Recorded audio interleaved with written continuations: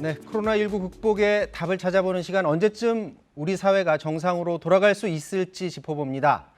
김강립 보건복지부 제1차관 나오셨습니다. 자, 안녕하십니까? 네, 안녕하십니까? 네, 그리고 오늘부터 매주 화요일, 목요일 김정윤 시사캐스터가 저희 자리를 같이 하면서 질문과 답을 해주도록 하겠습니다. 안녕하십니까? 네, 안녕하세요. 네, 잘 부탁드리겠습니다.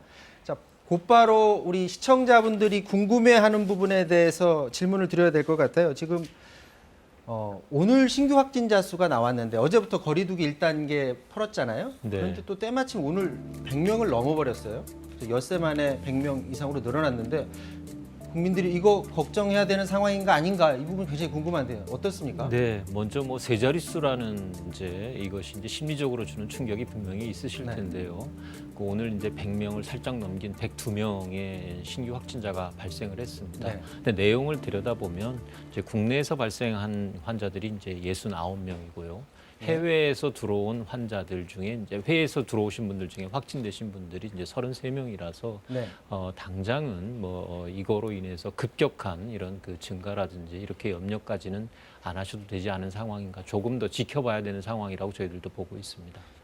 차관님 말씀대로라면 해외 유입이 늘었기 때문에 100을 넘었다라는 얘기인데 그래도 어떤 심리적으로라도 지역 발생 마지노선으로 삼고 있을까요? 그런 게 좀 있을까요? 그 지역은 이제 저희가 원래 이제 1단계로 낮추는 기준으로 제시를 과거에 했었던 것에 비하면 지금 조금 높습니다. 전에는 이제 50명 이하를 저희가 제한을 했었는데 그 기준보다는 좀 높기는 합니다만 국내의 발생 수준을 지난 한 3주를 이렇게 노크를 보면 그 저희가 한 75명 그 9월 마지막 주에 그렇게 네. 되다가 50명대대로 떨어졌다가 지난 이제 주에 한 60명대로 다시 올라섰습니다. 그래서 오늘 69명이라는 것이 그렇게까지 급격하게 증가의 모습으로 걱정하실 정도는 아니긴 합니다만 저희들 계속 추세를 분석을 하고 있고 해외의 경우에도 그 지난 한 3주간을 놓고 보면 13명, 15명 이렇게 왔다 갔다 하다가 오늘 사실 한 20명이 추가로 더 늘은 효과 아니겠습니까? 네. 그래서 이 부분은 위험 요인을 저희가 주기적으로 계속 관계부처들하고 같이 모여서 분석을 하면서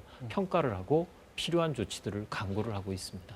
하루 숫자가 올랐다고 해서 일비할 상황은 아니다 이렇게 좀 이해를 해보겠고요. 그렇습니다. 이제 어제부터 거리두기가 1단계로 완화가 됐잖아요. 여러 가지 종합적으로 판단해서 거리두기를 완화했을 텐데 어떤 점에서 확신을 갖고 이번에는 거리두기를 낮춰야 됐다고 판단한 겁니까? 네, 그 확신이라기보다는 굉장히 저희들이 고민을 많이 하고 저희들도 사실은 매우 어려운 결정을 해야 되는 부분이 이 부분입니다. 네. 사회적 거리두기를 하는 이유는 네. 우리 코로나 감염의 발생 상황이 우리나라의 의료 체계가 감당할 수 있는 수준인가 아닌가에 따라서 지금 우리의 의료 수준으로 감당하기 어려울 만큼 환자가 계속 나오고 있다면 사회적 거리두기를 강화해서 추가적인 확산을 더 억제를 해야 되고 그렇지 않은 상황이라면 최대한 일상생활을 통해서 국민들의 경제, 사회 활동을 보장해 드려야 되는 것이 저희들의 당연한 임무라고 생각을 합니다. 네. 근데 지난 이제 그 몇 주간에 특히 2달 동안 그 2단계의 사회적 거리두기를 시행을 했었고 또 한동안은 2.5단계라고 언론에서 말씀하셨던 강화된 2단계를 시행을 했었기 때문에 소상공인이라든지 이런 자영업을 하셨던 분들에게 굉장히 큰 희생과 피해를 강요했었던 이런 문제가 사실은 있었습니다. 그래서 저희들이 이제 여러 가지를 고민 끝에 이러한 그 국민적인 피로감 또 경제적인 피해 이런 것들도 고려를 했지만 그 여러 전문가들의 의견과 또 그 지방자치단체 그리고 각 부처들이 같이 머리를 맞대고 의논한 끝에 이런 여러 가지를 종합적으로 고려해서 내린 결정이라는 점을 말씀드립니다. 정부 입장에서는 사실 감염병 이거 하나만 보고 판단하면 모르겠는데 그것도 봐야 되지만 국민들의 일상생활도 같이 챙겨야 되기 때문에 방역당국 입장에서만 보면 그렇죠. 늘 꽉 쥐고 있는 게 저희들의 성적표는 좋을 수 수가 있습니다. 있죠. 그러나 정부 전체가 이 방역에 대응하면서의 최종적인 성적은 물론 그 얼마나 그 우리가 국민들의 안전을 지키고 생명을 지키느냐가 첫 번째겠지만 동시에 일상을 지켜드리고 경제 활동에 있어서도 다른 나라하고 비교해서 우리가 일상을 회복하고 경제를 회복하는 데 있어서 얼마나 잘하느냐 이것이 최종적인 성적에서는 중요한 지표가 될 수밖에 없다고 봅니다. 우리나라가 사실 OECD 국가 중에 거의 경제 분야에 있어서는 상위권을 사실 지금 달리고 있는 현실도 그런 것들을 적절히 안배해서다라는 얘기를 하고 싶으신 것 네, 같아요. 그렇습니다. 뭐 근데 하나 궁금증이 있는 게 네. 이전에 이제 방역 전문가들 물론 정부에 계신 분들도 계속 그 얘기를 했는데 추석 이후 2주간이 중요하다고 했어요. 네. 그러면 국민들은 어떻게 생각했냐면 추석 이후 2주쯤 뭔가가 변화가 있을 거다라고 생각을 했는데 1주 만에 이 변화가 왔는데 추석 여파는 고려를 안 한 건가요? 그 추석이 이제 저희가 중요하다라고 말씀을 드렸던 이유는 네. 추석 자체가 코로나19의 재확산에 굉장히 중요한 도화선이 될 수 있는 시기 아니었습니까? 이제 네. 국민들의 이동량이 많아지고 이동량이 많아지면 감염의 위험성도 높아지고 특히나 그 이동량 자체가 전국적인 이동이 될 수 있고 특히 그 어르신들을 뵈러 가기 때문에 그 아무래도 감염이 되었을 때 훨씬 위험도가 높은 어르신들의 그 위험도를 높이는 그러한 계기로 활용될 가능성이 높았기 때문에 저희가 염려를 많이 했었는데요. 그 일주간의 상황, 일주 이후의 상황을 조금 놓고 봤을 때 그리고 동시에 국민들이 얼마나 이러한 그 강화된 조치들을 받아들일 수 있느냐까지도 종합적으로 고려해 봤을 때 방역 전문가들의 의견은 조금 더 보수적으로 접근하자라는 의견도 있었습니다. 그러나 대다수의 그 분들 그리고 지자체의 의견들을 종합해 봤을 때는 지금은 오히려 합리적인 수준으로 거리두기의 수준을 좀 완화하되 그러나 필요한 부분에 있어서는 좀 더 핀셋형으로 맞춤형 방역 조치를 취하는 것이 지금으로 봐서는 보다 바람직하다. 이러한 의견으로 모아졌습니다. 말 나온 김에 조금 전에 방역 전문가 얘기들 얘기하셨는데 네. 뭐 예를 들어서 한림대 이재갑 교수라든지 고려대학교 김우주 교수 섣불리 지금 완화했다라는 지적들을 계속 언론을 통해서 하고 있거든요. 그런 네. 부분들 들으면 조금 뭐 아프기도 하고 저희들도 그러실 것 같아요. 네, 뭐 그분들의 말씀이 굉장히 뭐 타당한 부분이 있고 또 귀담아 들어야 되는 부분이 있습니다. 그러나 그 이재갑 교수님을 포함해서 이런 전문가들이 함께 참여해서 논의했었던 이제 저희 생활방역위원회에서도 네. 굉장한 갑론을박이 있었습니다. 그러한 주장과 더불어 정반대의 주장도 상당히 있었고 또 어떠한 보완 조치들이 바람직하겠는지 또 필수적이겠는지 이런 논의들이 있었기 때문에 그러한 것들을 같이 모아서 내린 결정이고요. 늘 진행형이라고 저는 생각합니다. 네. 네, 그 차관님 왜 우리 더울 때부터도 얘기가 좀 나오긴 했었는데 추워지면 이제 가을 되고 겨울 되면 또 대유행이 올 수 있다, 뭐 트윈데믹 얘기까지 있었거든요. 근데 앞으로 추세는 어떻게 보십니까? 뭐 쉽게 전망하기는 쉽지 않은 것 같습니다. 뭐 추석 이후의 상황만 놓고 보더라도 오늘 월요일, 화요일이 보통 그 좀 확진자가 적게 나오고요. 그렇죠. 수요일 이후에 조금 증가하는 추세가 이 반복되는 이러한 현상이 계속 나타나고 있기 때문에 아마 내일도 국내 감염 확진자 수가 좀 늘어날 가능성도 저는 꽤 있다라고 봅니다. 그러나 네. 지금의 추세를 놓고 본다면 저희가 그 쉽게 말씀드릴 수는 없겠습니다만 지난 그 몇 번의 위기 상황을 겪으면서 그동안 의료의 대응 역량 그리고 네. 방역의 대응 역량을 좀 키워왔던 것을 종합적으로 감안해 보면 지금은 좀 장기적으로 좀 다른 이제는 전망을 하고 최대한 일상과 방역을 조화시키는 방향으로 전략을 좀 개선해야 될 때가 오지 않았나 네. 이렇게 보고 있습니다. 네. 이 이제 거리두기를 내리긴 했지만 현 상황에서 봤을 때 백신 나오기 전까지는 이 상황이 오르락내리락 계속 갈 것 같다라고 국민들은 이제 인지를 하고 있거든요. 그렇다면 적어도 사람들이 먹을거리, 그러니까 생계를 위해서는 현재 방역 지침이 계속 원칙을 고수하는 게 맞느냐. 특히 아까 말씀하신 대로 소상공인이라든지 자영업자 이런 분들의 어떤 불만, 어떤 애로사항 이런 것들도 많은데 어떤 변화의 가능성은 없습니까? 네, 저희가 이제 기본적으로 거리두기를 이제 세 가지 단계로 지금 현재 그 골격을 유지하고 있는데요. 기본적으로 1단계는 현재 의료 체계가 감당 가능한 수준이다. 그때를 1단계로 보고 있습니다. 이때는 뭐 필수적인 방역 수칙을 이렇게 준수를 하는 이런 정도를 유지를 하고 2단계가 되면 현재의 의료 체계에서 조금 감당하기 어려운 수준이다. 이럴 때는 뭐 여러 가지 이제 그동안 경험하셨던 여러 가지 불편한 그 조치들을 취할 수밖에 없고요. 네. 3단계가 되면 이거는 뭐 감당할 수 있는 수준을 넘어선 대유행이다. 이럴 때는 꼭 필요한 그 행위들이나 활동들 이외에는 다 금지시키는 이런 방식으로 갑니다. 그런데 이제 그동안에 저희가 이 코로나19의 발생 이후 지금까지 이 질병에 대해서 좀 더 객관적인 증거들을 확보하면서 제일 노력했던 부분은 중환자에 대한 치료 역량, 의료 역량을 키우는 부분이었습니다. 그래서 지금도 보시면 알겠지만 오늘 현재로 봐서도 저희가 요 병상은 꼭 코로나19 중증 환자만을 위해서 쓰라고 지정해 놓은 병상들이 있습니다. 그 중에서도 69개, 69개의 병상이 오늘 현재로서도 유지가 되고 있습니다. 그 69개가 어떤 의미냐면 하루에 100명씩 새로운 환자가 계속 발생한다 하더라도 감당할 수 있는. 저희가 필요한 병상 수가 75개 정도입니다. 네. 그러니까 지금 이제 저희가 하루에 50에서 한 70 사이로 왔다 갔다 하지 않습니까? 네. 이런 정도면 충분히 저희가 감당할 수 있는 수준이기 때문에 1단계로 내리되 그러나 다만 필요한 부분에 저희가 경험적으로 알게 된 몇 가지 위험한 장소, 행동, 업태 이런 것들을 알게 되지 않았습니까? 이런 부분에 대해서는 추가적인 강화 조치를 병행해서 핀셋형으로 고기만 좀 더 이렇게 함으로써 획일적으로 전체를 금지시키는 것보다는 이렇게 좀 맞춤형으로 정밀 방역을 좀 가깝게 이렇게 이행을 한다면 그 국민들의 경제 사회 활동의 피해도 조금 최소화하면서 그러나 방역의 효과는 극대화할 수 있는 방향으로 이렇게 지향을 하고 있습니다. 차관님 말씀대로라면 지침 자체를 바꾸는 일은 없다 이렇게 아니요. 좀 추가적으로 좀 더 말씀을 드리면 이러한 의료 체계의 역량을 계속 저희가 좀 더 키워나가고 있습니다. 네. 지금 현재는 요 정도 수준이지만 내년까지는 지금보다도 한 450 병상을 중환자만을 위한 병상으로 더 좀 갖추려고 합니다.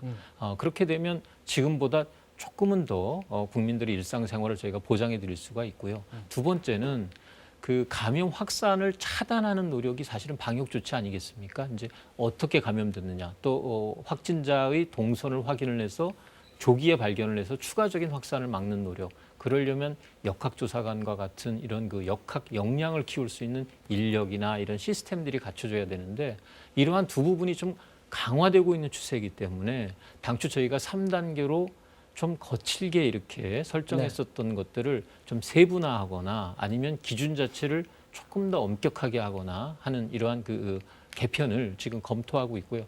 빠르면 이번 달 안에는 뭔가 좀 안을 가지고 국민 여러분들께 상의드리고 발표해 드릴 수 있도록 노력하고 있습니다. 네, 차관님 말씀대로라면 10월 말 안에 어떤 지침과 관련해서는 변화된 안이 나올 수 있다라는 말씀이고요. 그런데 이제 코로나가 굉장히 장기화되고 있잖아요. 그러다 보니까 이 코로나 자체로는 굉장히 체계적으로 잘 준비가 돼가고 있는 것 같은데 여기서 파생되는 굉장히 많은 사회적 문제들이 또 있지 않습니까? 거기에 대한 어떤 대책도 세워지지 않으면 또 사회 전체가 또 위험할 수 있다 이런 생각도 드는데 이와 관련해서는 또 어떤 계획이 있으신가요? 네, 저희가 사실은 최근에 이제 겪어봤던 여러 감염병 중에 가장 오랫동안 지속되고 있는 감염병입니다. 그렇죠. 네. 그리고 피해도 그에 따라서 기간이 길어지고 확진자가 이렇게 늘다 보니까 피해도 길어지고 그렇기 때문에 초반에 저희가 소홀히 할 수밖에 없었던 방역에 집중하다 보니 좀 소홀히 할 수밖에 없었던 부분들이 분명히 있었다라고 반성을 하고 저희들 이제 되짚어보고 있습니다. 가장 안타까운 것들이 발달장애인 가족 중에 좀 극단적인 선택을 하거나 이런 좀 안타까운 사례들이 있어서 저희들도 무거운 좀 책임감을 느끼고 있습니다. 그래서 특히 장애인이나 노인이나 특히 어린 아이들을 돌보고 계신 가정들과 같은 경우에 이러한 돌봄을 사회적으로 많이 같이 공유해 주셨던 그런 부분들을 전적으로 가정이 책임지는 이러한 모습으로 가다 보니까 상당히 부담도 되고 또 견디기 어려웠던 상황에 처했던 이런 안타까운 사연들이 있었는데요. 저희들 최선을 다해서 단기적인 노력을 지금 기울이고는 있습니다. 장애의 경우에도 중증 장애인에 대해서는 소위 활동 보조라 그래서 같이 좀 도와드리는 이런 서비스의 시간을 확충한다든지 또 중증인 경우에는 돌봐드리는 분들에 대해서 좀 추가적인 수당을 지급한다라든지 그리고 발달 장애 가정의 경우에는 주간 돌봄의 그런 좀 서비스를 확충한다든지 하는 노력들을 기울였고요. 또 아동들 같은 경우에도 저희가 네. 뭐 어린이집이 휴원을 했다고 하지만 꼭 필요하신 경우에는 저희가 긴급 돌봄 형태로 최대한 이용하실 수 있게 보장을 해드리기 위해서 그동안 노력을 해왔습니다. 그리고 지역아동센터 그리고 다 함께 돌봄센터와 같은 곳을 이용하시는 분들도 휴원이 되는 상황에서도 거기 직원분들은 계속 출근하셨거든요. 출근하셔서 혹시 긴급하게 돌봄이 필요하신 분들은 불편함이 없게 하시기 위해서 노력을 했었습니다만 근본적으로는 저희 복지 서비스, 사회복지 서비스의 여러 가지 그 부분에 있어서 이러한 위기 상황에서 어떻게 효과적으로 대응할 것인가에 대한 근본적인 질문을 이번 네. 코로나19가 던졌다라고 생각을 하고 보다 근본적인 문제 그리고 국민들께서 보다 이런 위기 상황 하에서도 안심하실 수 있는 이런 방안을 갖추기 위해서 재정 투자를 포함한 여러 가지의 방안에 대해서 정부 내에서도 노력을 하고 고민을 나누고 있다라는 말씀을 드립니다. 네. 자, 그러면 지난 9개월간 우리나라가 어떻게 코로나를 잘 관리했는지를 한번 살펴보는 시간을 좀 가져보고 싶은데요. 혹시 이 그래프가 준비가 됐으면 한번 좀 보여주실 수 있나요? 지난 코로나 1월부터 지금까지의 그 시간 동안 총 3번의 위기의 상황이 있었다고 합니다. 자, 다들 기억하실 텐데 신천지 사태 때, 그리고 이태원 클럽 사태, 그리고 8.15 집회 때 바로 큰 주기의 위기가 왔었는데, 자, 차관님, 네. 이 위기의 시간 동안 특히나 이때는 정말 이거 정말 큰일 나는 것 아닌가? 이런 느낌을 받았던 때가 혹시 그 고비가 있었나요? 예, 뭐 사실은 매 순간이 저희들 그 긴장하고 위기감을 갖고 있었습니다만 특히 이제 대구 경북에서 확진자가 급격히 늘어서 저희들이 예상했던 것보다 훨씬 빠른 속도로 늘어나고 신천지 사태 때 얘기하시는 네, 거죠? 그렇습니다. 그래서 그때 그 병원으로 이송을 하지 못하고 그렇죠. 가정에서 머물면서 이제 돌아가신 분들이 몇 분 계셨습니다. 그래서 그 일을 접할 때 정말 좀 위기라고 느꼈고요. 또 8.15 이후에 그 의료계하고의 저희들의 이제 갈등으로 인해서 집단 행동으로 그 사실은 중환자가 좀 발생을 그때 이제 어르신들이 워낙 많았기 네. 때문에 고령층이 많아서 중환자들이 늘어나고 있을 때 병실을 찾기 위해서 굉장히 저희들이 많이 노력을 했었습니다. 네, 그런 밤늦게 기억이 막 여러 납니다. 군데 전화하고 뭐 이렇게 노력을 했었는데요. 그때가 좀 큰 위기가 아니었나 이렇게 지금 저희들은 보고 있습니다. 그러니까 이제 지나간 시간이니까 그때 잘 극복이 돼서 지금은 네. 이제 100명 아래로 누르는 그런 상황까지 왔는데, 방역 당국이 거의 매일같이 브리핑을 했습니다. 네. 사실은 뭐 일요일도 없었고요. 그때 말했던 워딩 중에 기억나는 게 우리는 이제 더 이상 코로나 이전 상황으로 돌아갈 수 없다라는 말을 들으면서 정말 우리가 작년 이맘때쯤 어떤 생각을 하고 어떤 활동을 했을까 그런 생각도 하게 되는데, 자, 김종윤 캐스터 이때쯤 뭐 하고 계셨었나요? 지난해? 네, 제가 지난 1년을 좀 돌아봤습니다. 작년 이맘때쯤 제가 뭘 했을까 생각을 해봤더니 이 단풍 구경 갔던 기억이 나고요. 네. 또 이런 얘기하니까 주변에서는 뭐 유럽 여행 갔었다 뭐 이런 얘기도 하는데 사실 지금 현실에서는 꿈 같은 그런 얘기죠. 네. 자, 준비한 영상을 일단 보시면요. 작년 이맘때 이 잠실 체육관의 모습입니다. 정말 많은 인파가 지금 몰려 있습니다. 네. 자, 이 모든 많은 사람들이 모두 BTS의 콘서트를 직접 보기 위해서 지금 잠실 체육관을 찾은 겁니다.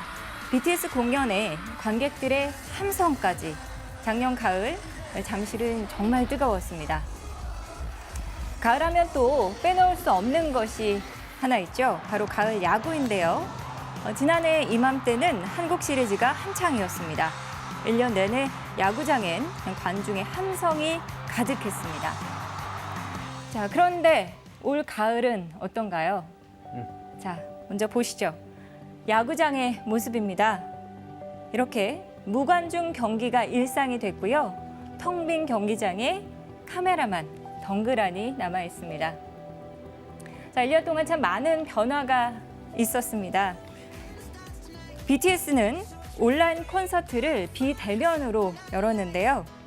코로나19로 달라진 이 공연 환경으로 전 세계 99만 명이 실시간 공연을 함께 즐겼다고 합니다. 자, 코로나 상황 이후에 많은 것들이 비대면으로 바뀌었고요. 네. 저희 회사 같은 경우에도 집에서 일하는 노동자들도 상당히 많았었는데 앞으로도 이제 코로나 상황을 극복한 뒤에도 비대면으로 바뀔 수 있는 부분이 그동안의 경험을 보면 좀 많아 보여요. 어떻게 생각하십니까? 네, 뭐 여러 가지 안전의 문제도 확보하면서 네. 또 업무 내지는 일상의 효율성을 높일 수 있는 부분에서는 여러 가지가 고민해 볼 수 있는 부분이라고 생각을 합니다. 뭐 고용 저희가 이제 그 부처 간 회의를 하다 보면 거의 모든 부처가 다 참여를 할 수밖에 없는데 무슨 뜻이냐면 결국 코로나19가 거의 모든 부처에게 영향을 미치고 모든 부처가 같이 참여해야 된다는 것처럼 아마 일상의 많은 영역이 바뀔 거로 생각이 됩니다. 자, 지금 준비한 것들이 많은데 시간이 부족한 관계로 바로 우리 시청자들이 궁금한 것들에 대해서 직접 여쭤보고 한번 답을 들어보도록 하겠습니다. 자, 시청자분들이 직접 궁금해하는 부분 저희 화면 준비됐으면 한번 올려주실 수 있나요? 네. 자, 그러면 지금 화면은 나오지 않는데 제가 직접 한 가지만 네. 먼저 여쭤보도록 하겠습니다. 가장 오랜 기간 동안 입원했던 환자 117일을 격리되셨던 117일이면 거의 넉 달 가까이 네. 그 하셨던 분이 있는데 지금은 좀 저희가 지침이 바뀌었는데 네. 초기에 이 바이러스의 특성을 좀 확인하고 그 증거를 쌓기 전까지 그 지침이 좀 엄격했었습니다. 그래서 그 환자는 거의 넉 달을 이렇게 격리해서 치료를 받으셨던 환자가 있으셨습니다. 통상은 그렇게 길게는 안 하죠. 통상은 어느 통상은 25일 정도 저희가 이제 저 치료를 받는데 지침이 바뀐 이후에 통계를 조사해 보면 조금 더 줄 거로 저희들 기대하고 있습니다. 네, 또 그다음 질문은 뭐냐면 평균으로 치료비는 어느 정도가 되는지도 또 네, 궁금하더라고요. 이것도 변화는 있을 거라고 보는데요. 네. 저희가 과거치를 6월 한 초순까지를 보면 한 550만 원 정도가 환자 1인당 한 사람 들어갑니다. 네, 적지 않은 비용이 들어갑니다. 그 비용은 사실은 본인이 직접 내는 게 아니잖아요. 네, 그 정부와 건강보험에서 이렇게 책임지고 있습니다. 지금까지는 감당할 수 있는 수준으로 봐도 되는 감당 겁니다. 가능합니다. 아, 네. 네. 다음 질문요. 다음 질문 보면 자, 후유증 증상이 심각한가? 실제로 이제 코로나에 걸렸던 사람들이 방송에 나와서 심적 스트레스, 뭐 머리가 빠진다 이런 것들 많이 얘기하는데 어떻습니까?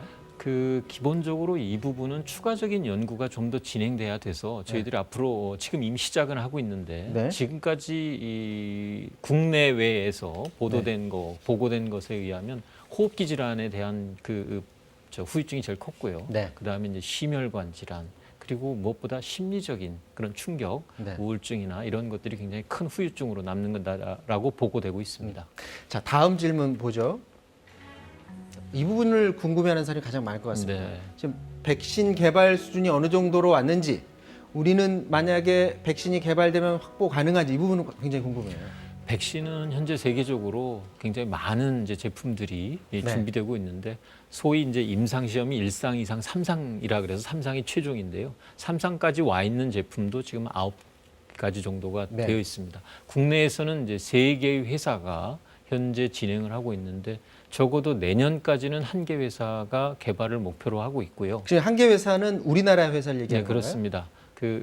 뭐 제가 회사 이름을 말하는 게 가능할지 모르겠는데 어쨌든 그 한 개 회사는 그렇게 하고 있고요. 2개 회사는 2022년까지를 목표로 하고 있습니다. 아하. 다만 지금 세계 시장에서 개발되고 있는 거의 막바지 단계에 있는 제품들을 별도로 확보하기 위한 노력도 동시에 저희들은 추구를 하고 있는데 그 국내 개발은 아무래도 시간이 좀 더 걸릴 겁니다. 그래서 국제적으로 개발되고 있는 것들을 확보하기 위해서 우선은 코백스 프로그램이라 그래서 네. 같이 세계의 의사가 있는 국가들이 같이 참여하는 방식으로를 통해서 한 국민들의 20%가 맞을 수 있는 백신 물량을 가능하면 금년 내에 확보하려고 합니다.